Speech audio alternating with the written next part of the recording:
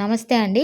Blouse stitch చేసిన తర్వాత front part అంటే ఉక్సు కాజా పట్టీల మధ్యలో గ్యాప్ అనేది బాగా వస్తుందా ఫ్రెండ్స్? అలా రాకుండా ఉండాలంటే ఎలా కట్ చేయాలనేది లాంగ్ వీడియో అయితే నేను పోస్ట్ చేశానండి. షేర్ చేశాను. ఈ షార్ట్ వీడియో కింద అయితే లింక్ అనేది ఇస్తానండి. ఒకసారి చూడండి ఫ్రెండ్స్, మీకున్న డౌట్స్ అన్నీ క్లియర్ అవుతాయి.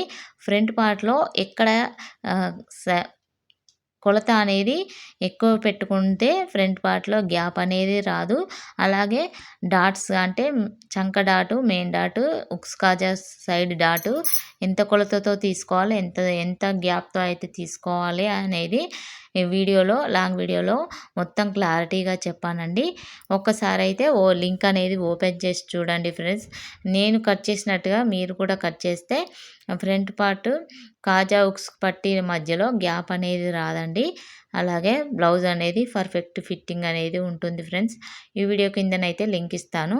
అలాగే మీకు ఒకవేళ నచ్చినట్లయితే ప్లీజ్ లైక్ చేయండి. ఇలా పదే పదే లైక్, సబ్స్క్రైబ్, కామెంట్ అని ఎందుకు చెప్తున్నానంటే నేను కొత్తగా యూట్యూబ్ ఛానల్‌ను స్టార్ట్ చేశాను ఫ్రెండ్స్. మీరు సపోర్ట్ ఇస్తేనే కదా నాకు కొంచెం ఇంకా వీడియోలు చేయబుద్ధి అవుతుంది. అలాగే నా వీడియో అనేది ఇంకో 10 మందికి షేర్ అవుతుంది కదా!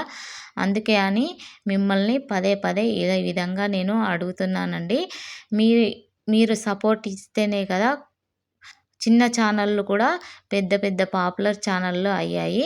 మీ సపోర్ట్ వల్లనే వాళ్ళంతా పెద్ద పాపులర్ ఛానళ్ళు అయ్యారు. ప్లీజ్ ఆ విధంగానే నాకు కూడా సపోర్ట్ చేయండి.